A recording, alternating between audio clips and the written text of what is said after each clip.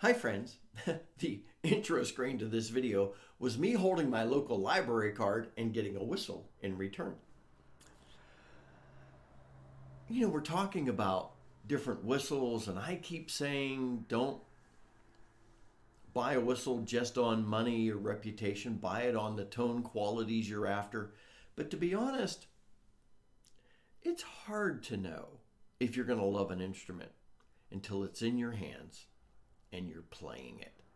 Our friend Kathy from our group and I were chatting just this morning about what if there was a whistle lending library. And she looked on the Chiff and Fipple forum at people out talking about that. Do you know of such a thing? Have you ever used a whistle lending library? Is there one?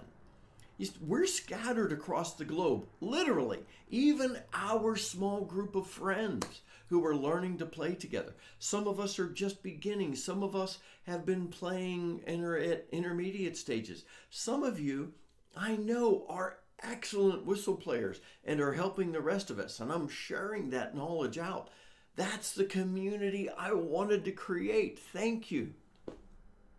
But like Kathy and I were talking about, we do realize that if you decide you want a whistle, how's that whistle feel in your hands? What's the reach like? How is it blowing into? This is the late 60s or very early 70s, I was getting a new saxophone, and I remember going to Volkwein's in downtown Pittsburgh.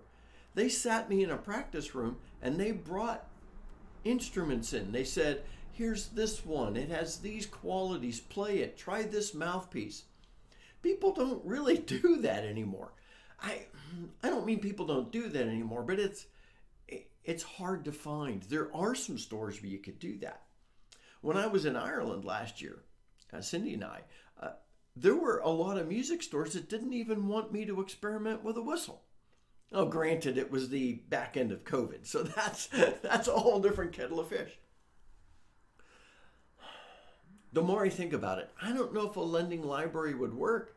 Let's say I had 100 different whistles. Like right now, I've got one Howard body and 3 Howard heads. If I sent that to someone, then it's not available till I get it back. If I overnight it, that's a few days to get there. They play with it for a few days to get it back. Man, you'd have to have a number of each whistle. This is challenging. I know this is why people do reviews, because you can't grab the whistle in your hands. But like I look at the whistles I have. I picked the Carry Optima up, and it feels so different in my hands than the Howard. Maybe if we set a specific collection of criteria about a whistle, you all have, I've talked to you guys, you all have tons of whistles out there. Between our small group, we have so many whistles that we could learn about. What if we set a specific set of criteria, like play a scale slowly and play it through. Try not to have anything in the background, and then we'll all listen to that. Talk about the whole spacing. What if I gave us, in that little whistle comparison chart I've been working on casually on the side, what if I actually had a thing that said, this is how far the holes actually are apart? Instead of being able to hold the whistle in your hands. Talk about the kind of things that we want to know. What would we include in that? Would a database, or even on this channel, of here's what a dozen people in our group say about their chieftain, and here's that dozen people playing a scale slowly on their chieftain. That way you get a wide variety of sound comparisons. We could talk about how big the tube is of the body of the whistle, the length of the holes. Maybe that would work. I'm spitballing here, friends. I'm looking for ideas. It's one thing for me to do a review to try and cover all the bases you want. It's another for you to hold that whistle in your hands.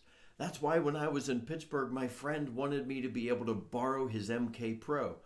But he needed it for their Irish band practice the next day. I only had a couple hours with the thing. I love it. It's a whistle I would like to have in my arsenal.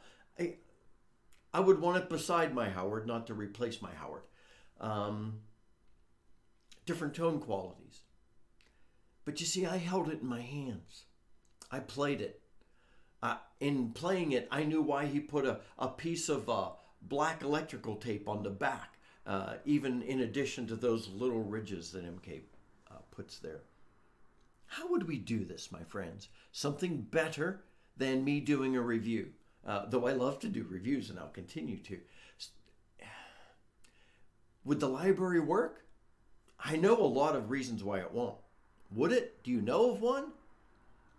How would we do the sound bites where you send me and I put them together like, here's everybody playing their MK Pro who has one, doing a slow scale. And this is the microphone they used. And this is what they say about the hole spacing. Could we do that? I want resources that will help us choose the whistle that is right for us. Something like this might work. Please comment.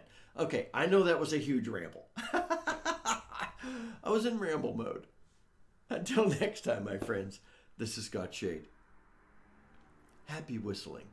Let me know what you think about this. Thanks, Kathy.